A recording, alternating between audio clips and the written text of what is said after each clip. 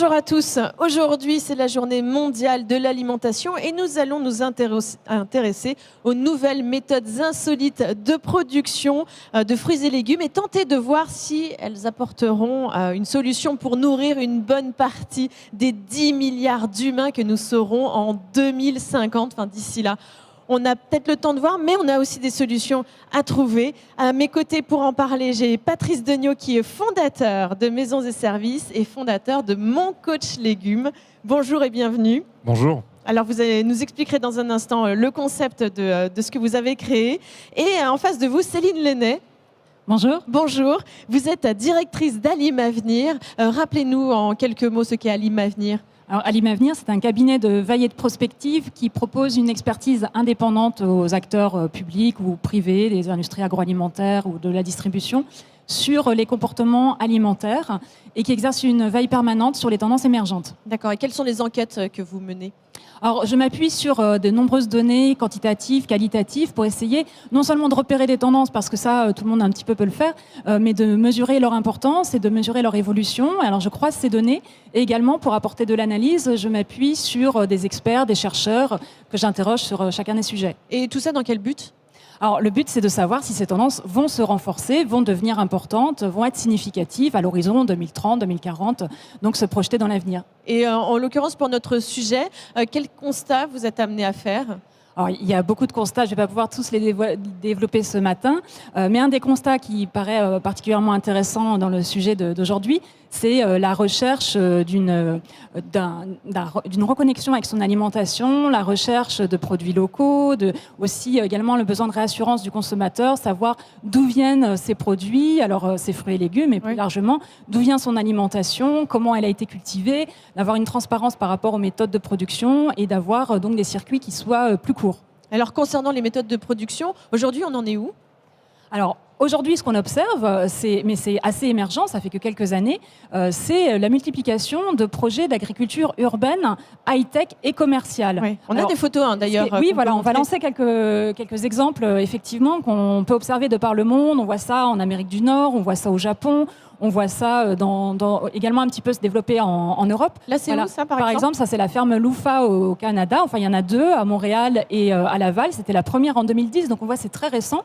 Mais là, donc, la nouveauté, ce sont des fermes high-tech et commerciales donc, qui se basent sur les techniques de l'hydroponie, de l'aéroponie et de l'aquaponie. D'accord. Est-ce que vous pourriez développer un petit peu ces concepts ? Voilà. Alors, ce n'était pas des techniques nouvelles. Ça fait déjà quelques temps qu'on utilise l'hydroponie. Oui. Ce qui est nouveau ici, c'est qu'on l'utilise dans le cadre des villes, donc dans des espaces comme ça, un peu insolites. Alors, on parle beaucoup des fermes verticales, on voit sur les images. Et donc, ça peut être utilisé, comme on l'a vu, sur les toits. Ça peut être... On va arrêter peut-être, parce qu'après, ça, c'est sur un autre sujet. D'accord. Ça peut s'utiliser sur des toits, ça peut s'utiliser dans des entrepôts désaffectés, ça peut s'utiliser également dans des petits espaces très modulables, dans des containers, par exemple, ou dans des caves. Donc, ce qui est nouveau, c'est à la fois que ce soit des techniques qui soient utilisées en ville, dans ce genre d'espace, et aussi que ça soit à visée véritablement commerciale, avec comme but d'apporter des produits qui soient le plus frais possible, avec le moins de temps de transport possible, et donc hyper local. Et comme vous disiez, dans des endroits insolites, parce que les conteneurs, c'est quand même plutôt insolite. Exactement. Et ça, grâce aux technologies de l'hydroponie, notamment de l'aquaponie. L'aquaponie, c'est avec la culture en symbiose avec les poissons. Donc, on rajoute non seulement les fruits et légumes, mais également les poissons avec un système en vase clos et en symbiose. Et quels sont les avantages et les inconvénients ? Alors, il y a plusieurs avantages. Donc, comme je l'ai dit déjà, la proximité, la fraîcheur des produits. Mais surtout, il y a des avantages en termes environnementaux, puisque c'est des techniques qui utilisent jusqu'à 90% d'eau en moins par rapport aux cultures classiques en plein champ. C'est également des cultures qui sont très productives grâce à l'utilisation notamment des lampes LED qui permettent avec un spectre lumineux de s'adapter aux besoins particuliers de chaque plante et de faire par exemple plusieurs récoltes par an, donc avoir une productivité et s'affranchir aussi des cycles des saisons. Donc là, une productivité par rapport à la surface qui est démultipliée.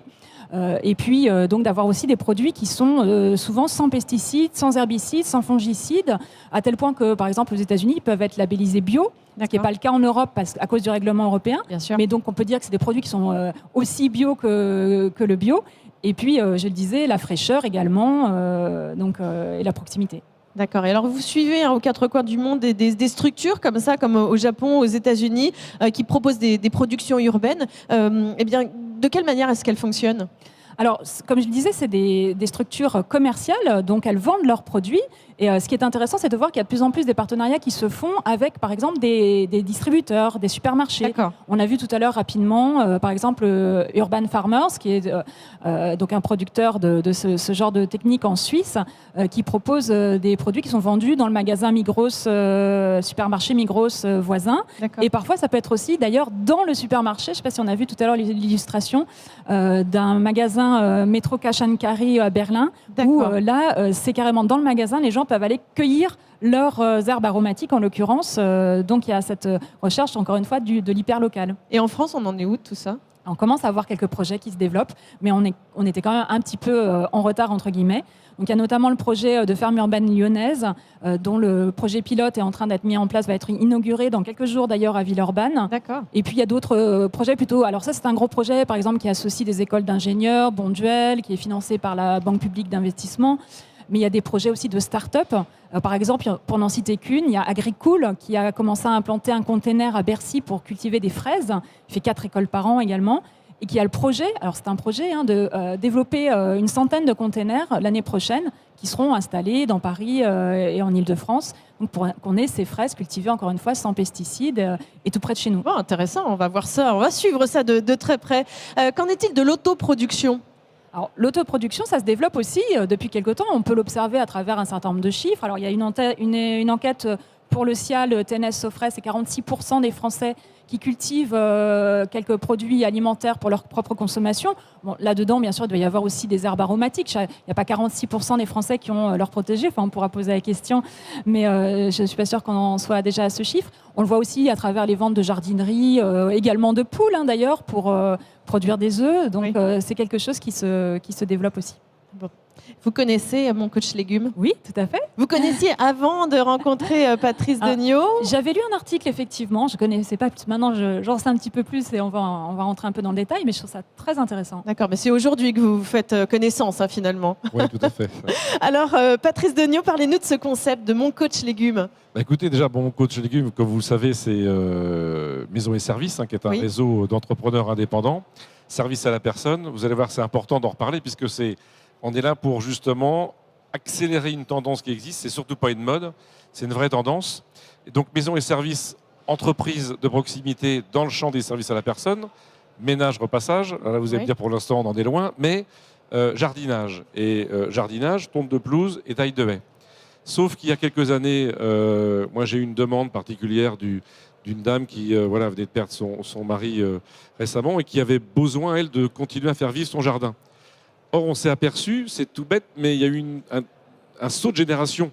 Aujourd'hui, il n'y a pas d'entreprise qui vient pour aider à faire cultiver les légumes. On s'est renseigné, on a vu que ça rentrait dans le champ des services à la personne. Donc, il y a un côté aussi fiscal, il y a un côté, on rend la chose accessible, on a solvabilisé le marché. Mais une fois qu'on a dit ça, il fallait trouver des gens qui avaient les compétences. Or, organiser... ça n'existait pas. Et c'est comme ça que mon coach légumes a d'abord été créé. Il a été créé comme outil de formation interne pour l'ensemble des jardiniers du réseau Maison et Services. C'est aujourd'hui près de 350 jardiniers répartis sur l'ensemble du territoire français. Alors, on n'est pas encore partout, mais on avance. Et donc, il fallait à la fois former nos jardiniers. C'est un outil qu'on a après ça, bien sûr, mis à disposition de tout public, donc c'est gratuit. Et on m'interroge souvent, on me dit, c'est où? Il y a un piège c'est ça. Non. Oui, c'est vrai que je vous ai surpris tout à l'heure dans la conversation. Mais c'est pas possible. C'est quoi ton business model? Non, c'est gratuit parce que voilà, c'est du bonheur, il faut partager. Mais là où on a tous un intérêt, bien évidemment, plus il y aura de gens qui auront leur potager. Avec la vie moderne d'aujourd'hui, contrairement à nos parents, où on avait, nous, un jardin alimentaire, avec les corvées d'haricots verts, les bocaux de cerises, enfin les conserves, etc. Aujourd'hui, on part en week-end, on part en vacances. Et donc, à la fois, il fallait un outil pour conseiller les particuliers, pour qu'ils puissent le faire eux-mêmes, sans qu'ils aient besoin de nous. Voilà. Alors, bien évidemment, moi, je vais chez vous pour faire 2 heures de repassage toutes les semaines. Demain, j'irai chez vous pour faire 2 heures de jardinage. Ça coûtera beaucoup moins cher, puisque vous aurez toujours un service, mais en plus d'un service, vous aurez des fruits et des légumes. Donc on voit bien que là, c'est beaucoup moins cher que le service 100% du nettoyage de la maison. Mais donc ça, on peut faire. Mais on a aussi tous les clients qui veulent faire eux, mais qui ont besoin de surveillance temporaire, besoin de services ponctuels lorsqu'ils partent en week-end prolongé ou en vacances. Ah oui, et donc, voilà, donc on donne un outil qui permet aux gens de faire eux-mêmes leur potager quand ils ont envie. On va bien sûr apporter des conseils nutritionnels. Et là, on est avec Nathalie Hutter-Lardot pour apporter, les betteraves. Si vous les mangez crues, si vous les mangez cuites, qu'est-ce que ça va apporter comme valeur nutritionnelle à vos enfants? D'accord, il y a tous ces conseils-là. Oui, et bien puis sûr. après ça, on va donner aussi des conseils pour cuisiner. Oui, mais oui, voyez, voilà. Vous êtes associé, c'est vrai, avec plusieurs personnes. On va y venir dans un instant. Oui. Concrètement, comment fonctionne cette application? Alors c'est une application, comme on le disait tout de suite, complètement gratuite. Vous la téléchargez, mon coach légumes, et puis ça va vous aider à oser faire. Parce qu'en fait c'est simple, bien évidemment, mais comme toujours. Mais le bon sens, il faut parfois le raviver, le réveiller. Petit coup de pouce, quoi. Voilà, le petit coup de pouce. Donc ce petit côté coaching, ça m'incite. Et on a été, alors on peut bien sûr jardiner en ligne, mais Céline nous disait tout à l'heure, avec toutes les choses innovantes, etc. Nous, on va aussi inciter les gens à cultiver, vous savez, sur les carrés un petit peu surélevés, à hauteur de hanche. Donc en même temps, il n'y a plus mal au dos, la terre, la terre s'est rapprochée. Donc, et en même temps, avec cette technique de jardinage, on améliore la productivité avec les techniques de rotation et on peut vraiment cultiver sur beaucoup moins d'espace. Et c'est beaucoup moins fatigant, voilà, c'est innovant. D'accord, on n'a pas besoin d'avoir un très grand jardin finalement pour faire ça. Non. On va regarder des images tout de suite de l'application, comment fonctionne l'application Mon Coach Légumes. Regardez, et on revient tout de suite.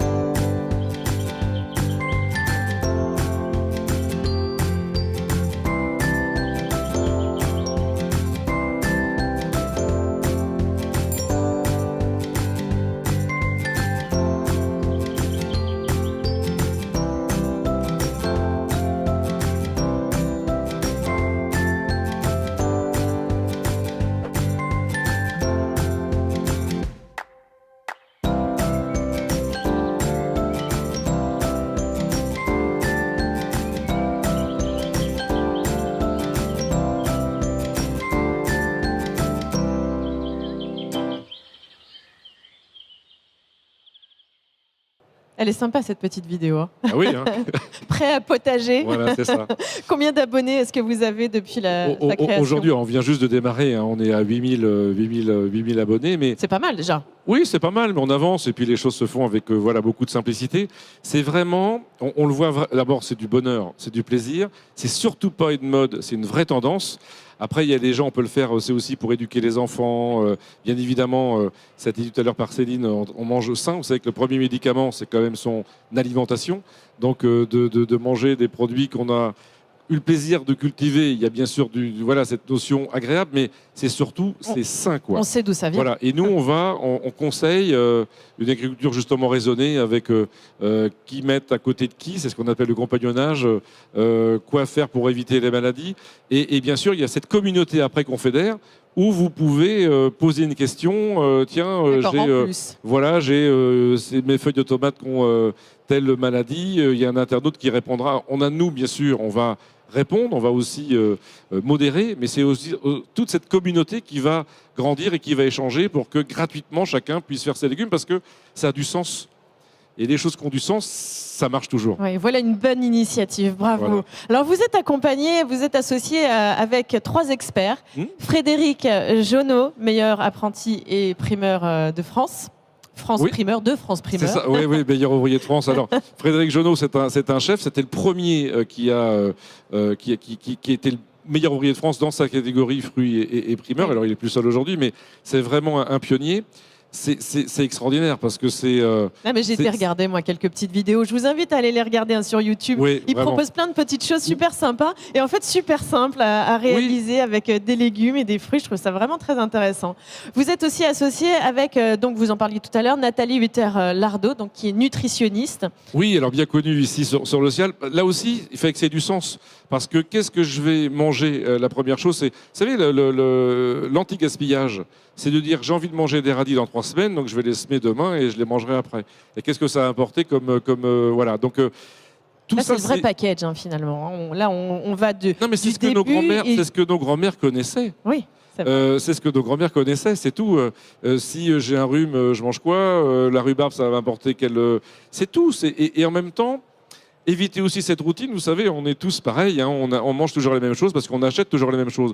Donc c'est aussi nous, on veut que cette application vienne vous aussi vous dire, bah tiens, si vous n'avez pas le temps ou la possibilité de faire pousser vos légumes, cette semaine, achetez tel légume, parce qu'en ce moment, c'est des légumes et fruits de saison. D'abord, c'est pas cher. On a les bons produits. Et puis, ça va. Voilà, on sait bien qu'il faut manger varié. On n'apprend rien. Tout ça, vous le saviez. Mais c'est ce que nos grands-parents ont peut-être eu du mal à transmettre. On a besoin aujourd'hui d'être un petit peu soutenus. Voilà, c'est ça. Et puis, Marcel Le Jardinier, c'est un ancien animateur de Télématin. Parce que la vie est toujours faite de pleines de rencontres. Donc, ces 3 personnes, on a la chance, voilà, on s'est rencontrés dans la vie. Marcel est là aussi, nous transmet sa passion, son savoir. Alors, c'est bien sûr plus le seul aujourd'hui, mais voilà, c'est des belles rencontres. Qu'est-ce que vous pensez de cette initiative, Céline? Je trouve que c'est une très très bonne initiative parce qu'elle peut lever un certain nombre d'obstacles qu'on a psychologiques en fait par rapport au jardinage. C'est vrai. Effectivement, le manque de compétences. Je pense que ça peut décomplexer le jardinage pour ceux qui ont la chance d'avoir quand même quelques mètres carrés de potager. Donc pour les autres... mais moi, je vais m'y mettre parce que finalement, c'est vrai, j'ai l'impression de ne rien connaître. Moi, une plante verte, elle ne tient pas chez moi. Mais si. Mais je vais suivre mon coach légumes parce que ça donne envie. Et mes enfants m'ont fait la demande. Voilà. Les enfants demandent justement à avoir un potager à la maison. Est-ce que ça pourrait être une des solutions pour aider à tous se nourrir mieux et en tant que production dans les années à venir? Alors, bon, encore une fois, tout dépend de quoi on parle. Moi, tout à l'heure, je parlais de l'agriculture urbaine, donc il y a quelque chose d'un peu particulier. Évidemment, c'est pas avec ça qu'on va nourrir le monde, il faut quand même bien le rappeler. En revanche, ça peut représenter une part non négligeable de l'approvisionnement en fruits et légumes des urbains. Ça peut atteindre peut-être, on ne peut pas donner un chiffre précis, mais entre 15-20% peut-être demain de l'approvisionnement, ce qui serait déjà pas mal, et ce qui permettrait de faire aussi beaucoup d'économies de gaz à effet de serre pour tout ce qui est transport, même si, je ne l'ai pas dit tout à l'heure, il y a quand même des inconvénients à ce type de production, notamment que ça demande beaucoup d'énergie. Oui. Alors par contre, il y a des projets qui se développent avec des énergies renouvelables, justement pour limiter un petit peu cette consommation d'énergie.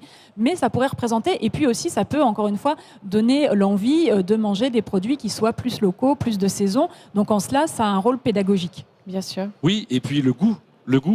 Manger une tomate que vous faites vous-même entre une tomate, voilà, c'est pas une critique, mais c'est comme ça. Enfin, une laitue, manger. Vous le savez, quand vous avez la chance d'avoir de la famille, vous allez chez grand-tante ou chez les grands-parents, etc. Qui nous donnent des petits poireaux. Exactement. Les légumes du jardin, n'ont rien à voir. Ce qui est quelque part un peu normal avec les légumes industrialisés entre guillemets. Donc voilà, tout ça, c'est bien évidemment, il n'y a pas de solution unique, il n'y a pas de solution idéale, mais c'est des choses qui contribuent à demain manger mieux, manger sainement, et puis à éviter aussi la pollution, parce que certains, en effet, ce qu'on a vu avec les exemples de Céline tout à l'heure, sont énergivores, mais de faire des légumes chez soi, il n'y a pas d'énergie. Hein. Alors, dans la petite vidéo, vous aviez un carré très peu surélevé. On peut, comme je vous disais, aller jusqu'à hauteur de hanche. Tout ça, il n'y a pas de lampe, il n'y a pas d'électricité. On récupère son eau de pluie dans son pavillon et on arrose avec son eau de pluie. Enfin, c'est zéro énergie et c'est plein de bon sens. Hein. Bon, quels sont vos objectifs? En quelques mots, rapidement, écoutez, pour conclure cette émission. Je pronostique qu'un pavillon sur 2, dans moins de 10 ans, produira ses légumes. D'accord. Et vous, les enquêtes amenées prochainement? Sur beaucoup de tendances très, très variées, tendances de consommation, de production, distribution. Il se passe énormément de choses dans le domaine alimentaire, beaucoup de start-up, donc c'est passionnant. Bon, on va suivre ça de près. Merci à tous les deux d'être venus partager ce moment pour nous parler donc de ces productions insolites en fruits et légumes. Dans un instant, je reçois Judith Laloupeau, responsable RSE de Elior Group, accompagnée de Jean Moreau, cofondateur de Phoenix, pour nous parler de la lutte contre le gaspillage alimentaire, parce qu'aujourd'hui, c'est la journée nationale de lutte contre le gaspillage alimentaire. Merci à tous les deux et nous, on se dit à tout de suite.